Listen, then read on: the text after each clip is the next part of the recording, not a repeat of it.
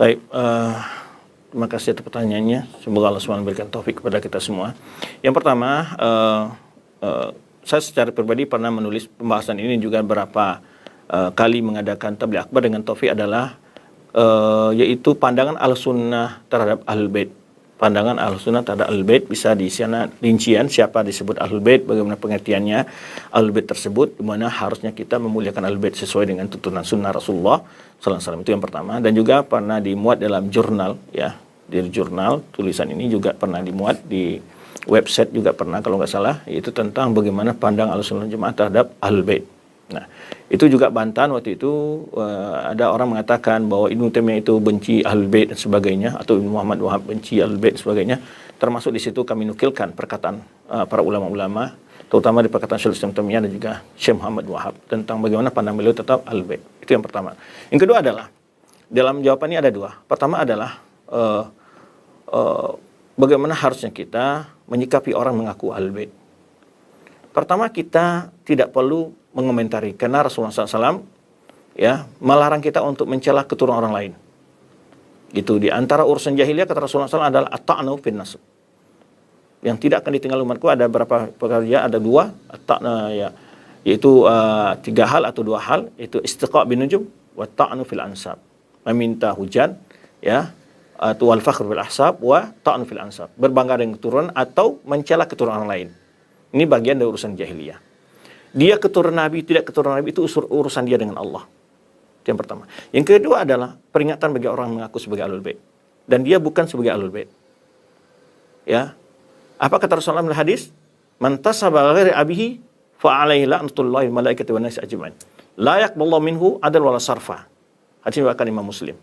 Orang yang mengaku kepada keturunan orang lain dan dia bukan dari keturunan itu, dia mengaku ya berintisab kepada orang lain, bukan kepada ayahnya, bukan kepada neneknya, bukan keturunannya, ya, maka dia mendapat laknat dari Allah, malaikat, ya, falilatullahi malaikati falilatullahi wal malaikati, malaikat pada malaikat Allah dan orang-orang beriman seluruhnya. Kemudian Allah tidak menerima darinya amalan sunnah, amalan wajib dan amal sunnahnya. Bahaya mengaku-ngaku kalau dia bukan di keturunan itu.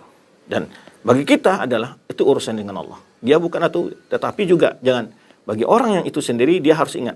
Kalau bukan, jangan dia sampai berbohong. Ini bahaya akibatnya di akhirat kelak.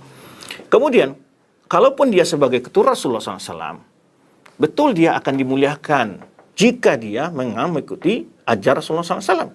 Maka Rasulullah SAW memperingatkan keturunannya. La ta'tuni bi ansabikum yaumal qiyamah wa ya'tin nasu bi a'malihim. Jangan kalian nanti di akhirat kalian membangga-banggakan keturunan kalian kedekat dengan hubungan kalian dengan aku. La ta'tuni bi ansabikum yaumal qiyamah. Jangan kalian datang membawa nasab kalian yang kalian bawa pada hari kiamat itu. Ya. Bukan itu yang jadi patokan kata Rasulullah SAW. Wa ya'tin nas bi a'malihim. Padahal manusia membawa amal soleh mereka yang akan berpengaruh di akhirat itu amal soleh lebih dahulu. Maka tidak ada artinya dia menggaris garisan keturunan Rasulullah SAW kalau dia tidak menjalankan sunnah Rasulullah SAW, itu betul mengamalkan ajar Rasulullah SAW, maka tidak ada gunanya dia. Kalau dia seorang ahlul bid'ah, tetap hukumnya sebagai ahlul bid'ah. Ketika dia berbuat syirik, tetap dia sebagai syirik. Tidak ada istilahnya bahwa ahlul bait itu ya lakukan aja apa dosa dia sudah diampuni oleh Allah. Nggak ada demikian. Itu hanya Rasulullah SAW yang tidak ampuni Allah dosa yang mata kadam min dzambi wa mata akhir. Itu hanya Rasulullah SAW. Adapun selain Rasulullah SAW tidak ada orang telah diampuni dosanya yang berlalu atau yang akan datang. Ya. Maka oleh sebab itu Rasulullah SAW pamannya sendiri tidak bisa untuk dimasukkan ke surga Allah oleh Rasulullah SAW. Walaupun itu kaitan keluarga. Jadi tidak hanya cukup membanggakan garis keturunan ya tanpa ada amal soleh. Kalau dia adalah orang yang soleh, betul dia memiliki hak atas kaum muslimin, dia karena dia kerabat Nabi SAW, itu diwasiatkan oleh Rasulullah SAW hadisnya, udzakirukum fi ahli baiti, udzakirukum fi ahli baiti, udzakirukum fi ahli baiti. Dan riwayatkan Muslim, aku peringatkan kalian tentang hak keluargaku, aku peringatkan kalian tentang hak keluargaku, aku peringatkan kalian tentang hak keluargaku. Dan ahlul bait itu tidak hanya keturunan Ali dan Hasan. Ini juga seakan-akan sekarang, ini juga di dalam makalah itu saya jelaskan siapa mereka ahlul bait. Ahlul Bait itu ada semua keturunan Bani Hashim yang beriman. Itu Ahlul Bait. Dari Bani Hashim, Bani Muthalib. Itu Ahlul Bait semua. Ya, Abbas keturunannya, Uqail, ya, Ali itu banyak punya saudara, Ja'far, seterusnya. Ya. keturunan Abdullah bin Abbas, keturunan ya Abbas dan seterusnya. Itu adalah Ahlul Bait semua. Nah, jadi tidak terbatas. Kemudian istri Nabi termasuk Ahlul Bait. Ya, dan seterusnya. Nah, kemudian yang kedua tadi masalah mereka menceritakan karomah dan karomah dan semacamnya. Apalagi sempat ada hal-hal yang indikasi berbohong, itu tidak perlu. Karomah apapun dimiliki seseorang tidaklah membuat itu supaya pasti dia itu menjadi seorang ahli surga dan sebagainya. Itu hanya karomah itu bisa mengkuatkan seseorang asal menunjukkan kesalahan bantuan Allah terhadap orang tersebut, kemuliaan Allah berikan. Tapi bukan mutlak orang tadi maksum dari dosa dan kesalahan. Jangan pernah berkeyakinan bahwa bila orang punya karomah, maka dia adalah orang yang maksum dari kesalahan dan sebagainya. Ya. Bukan berarti dia semua pendapatnya adalah benar, tidak. Sahabat banyak yang telah dijamin masuk surga oleh Rasulullah SAW, apalagi karomah melebihi dari itu. Ya.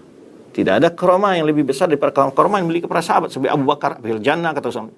Umar fil jannah.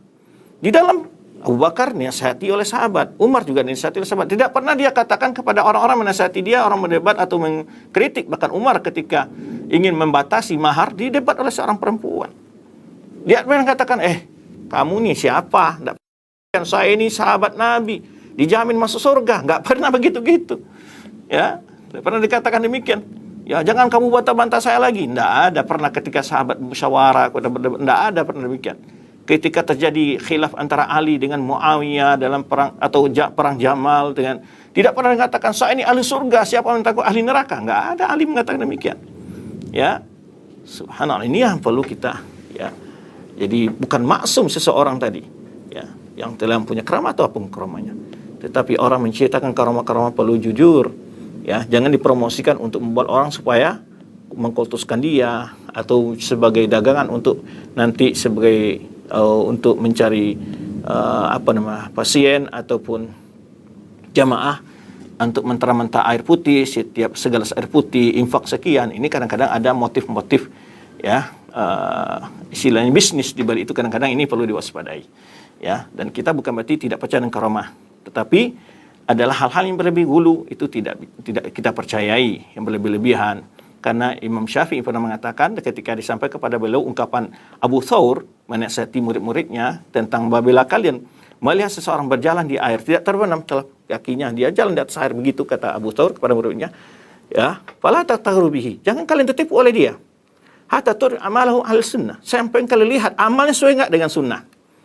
Lalu kata Imam Syafi'i faqad kasura, itu masih kurang. Ya, kata, walau tara fil hawa, kata Imam Syafi'i, walau dia itu terbang di udara, jangan kalian tertipu bahwa itu sebagai orang soleh, wali dan sebagainya. Hatta tu amalu ala sunnah, sampai kalian lihat amal sesuai dengan sunnah Rasulullah Sallallahu Alaihi Wasallam. Jadi karena banyak ya orang-orang yang banyak melakukan bid'ah itu menjadi orang-orang yang dijadikan penipu oleh syaitan dan jin. Ya, diberikan sebagai karamah, padahal itu tipuan-tipuan yang datang dari jin dan syaitan kepada orang lain. Ya, melalui mereka para tokoh-tokoh ahli bid'ah tersebut, seakan mereka kadang-kadang terbang dan sebagainya. Nah, ini yang perlu kita ketahui dan perlu kita pahami. Wallahu a'lam bissawab. Barakallahu fikum.